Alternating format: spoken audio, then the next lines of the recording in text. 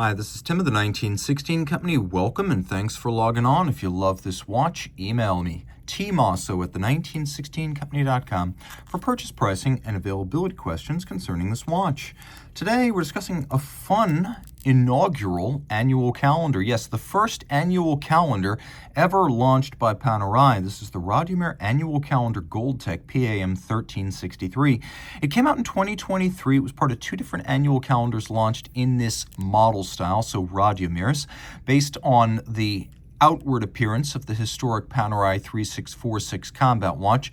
Nevertheless, the PAM01363 is a very modern timepiece in Goldtech, which is a type of notably red and fade-resistant gold alloy. More on that in a moment. The watch measures 45 millimeters in diameter, 16.4 millimeters thick from lug to lug tip. I measure at 51 millimeters. And the strap is a 26 millimeter strap, though it's actually measuring out to about 26.5. The watch is easy to wear. The thing about Panerai watches is that they essentially wear square. In almost all cases, Mare Nostrum accepted. Forget about where the lugs are, just look where the edge of the case is, because that's the aesthetic that you need to ace. So you can see how the edges of the case are well inboard of the edges of my 16 centimeter circumference wrist. So yeah, I can actually wear this watch on a wrist as small as 15 centimeters circumference, even though at face value, this is a 45 and it's big and it's heavy. It is thick though. It should fit underneath most jacket sleeves, just not the tightest of dress cuffs. Upscale strap, not what you normally see on Panerai, where you tend to get calf skin, rubber, textile. This is beautiful, large, rectangular, symmetrical scale alligator, one of the most expensive cuts of the beast. Generally what you would see on Holy Trinity style leather straps. Here on a Panerai, semi-gloss, you can see it's blue, but it's sort of a mottled, marbled blue. It's not a consistent tone of blue. We have a folded edge, a monotone stitch, a little bit of stuffing or bolstering to give it volume, and then on the bottom, calf skin, no crimping, no gouging, brand new Panerai factory strap. I was talking about how this is upscale. Oh yes, here we have a Radiomir specific folding clasp that has a wire-like loop for the buckle, twin trigger release. Now most Panerai watches feature a pin buckle, so a deployant is way upscale. Getting a Radiomir specific deployant makes this one very luxe indeed, and the twin trigger release ensures you gotta press both of these before it pops open. There can be no accidental flying open due to sudden motion of the wrist, and that's good because this is a credible sports watch, even though it is made of gold. Goldtech. What is Goldtech? Well, it is a 5N red gold with a huge percentage of copper. So think like 75% gold because it's 18 karat, 24% copper, and like 1% platinum. And the platinum there is there to make sure that the gold doesn't fade over time. So the 24% gold makes it red, not pink gold, not rose gold, red gold. And it is that. It's very similar to the Oro Rosso that Panerai's previously used. It may, in fact, be something approaching a rebranding of the Oro Rosso. Taking a look at the profile, this logo is much later than the design of the watch. So if this is designed after the 3646 watch of the 30s and 40s, I believe that logo is vintage to the 70s. You can see it's a traditional wires lug Radiomir, not the 1940 with the stronger fixed lugs. These are actually just wire in appearance. What they really are sockets. So you have these screws on the bottom. On the original watches, the straps, and I'm talking in the 30s and 40s, the straps had to be sewn on. Whereas here you can see there are two anchor screws. When you remove those screws, the wire lugs pull out and then they separate in the middle so you can put a different strap on it. So that's how that works. We do have a screw down crown here, and the watch is rated to a water resistance of 100 meters. So on a more water resistant strap, you can swim with this. There's a little adjuster on one side. I'll show you that in a moment, but the crown is used to activate hacking seconds with a 0 reset and to move the local hour hand, which can advance the date.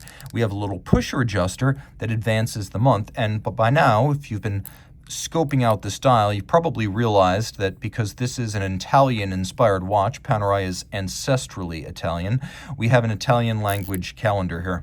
So let me demonstrate how this works. So you've got the days of the week,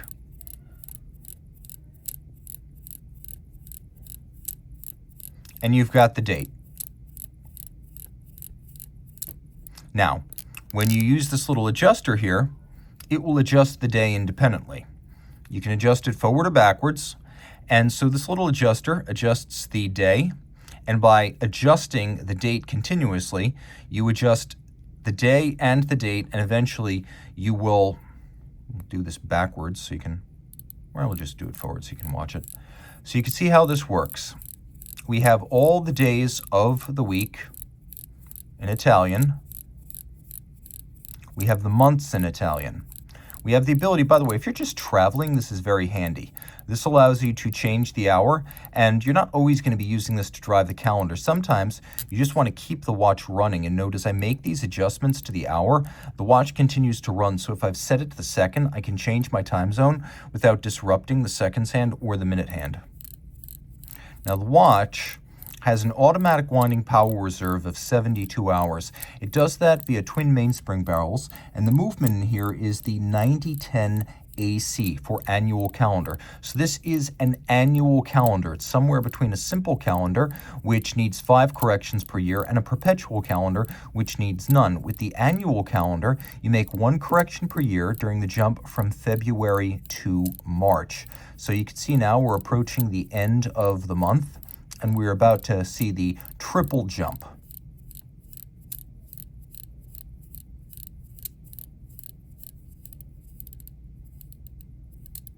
Just like that. Okay, lots of fun. By the way, I mentioned 0 reset seconds. See the seconds here? When you hack this and you stop the seconds, it automatically resets to 60, so you can easily set this watch to a reference time.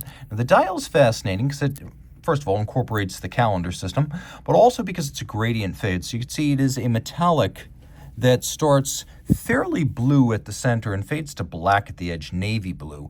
You can also see that it is a traditional Panerai sandwich style dial where you have the stencil featuring the indices and the numerals on top of an underlying solid disc. Now, while it does feature a photina treatment, it's a nice complementary color to match the red gold. You can see we have the gold hands, the photina in a dark sort of simulated radium fade, and then the red gold, the Goldtech as you would outside. Inside, we have a version of the long-running 9000 series movement.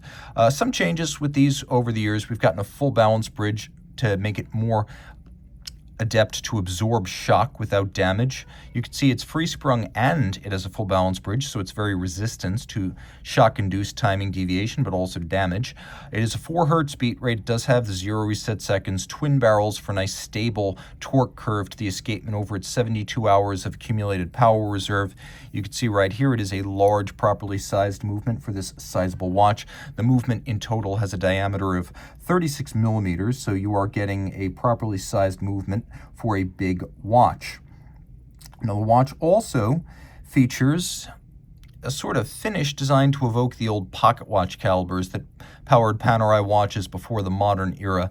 Whether they were Rolex Codebert or later Angelus SF240s, they generally featured a very simple brushed linear satin finish, and so that's what's being referred to here. That is the reference that's being made. If you look very carefully, you can see that the bidirectional winding system features ceramic bearings for higher efficiency and less need for lubrication. You can see it all pivots on 40 joules. It is a very good-looking movement, albeit mechanically finished, but technically accomplished with the addition of the unique and durable annual calendar system. You might want to know, what does that sandwich dial look like in the dark? And you wouldn't be wrong to ask. You cannot see the calendar, but you can easily read the time. If you love this watch, reach out to Team Mosso at the 1916company.com for purchase and pricing details.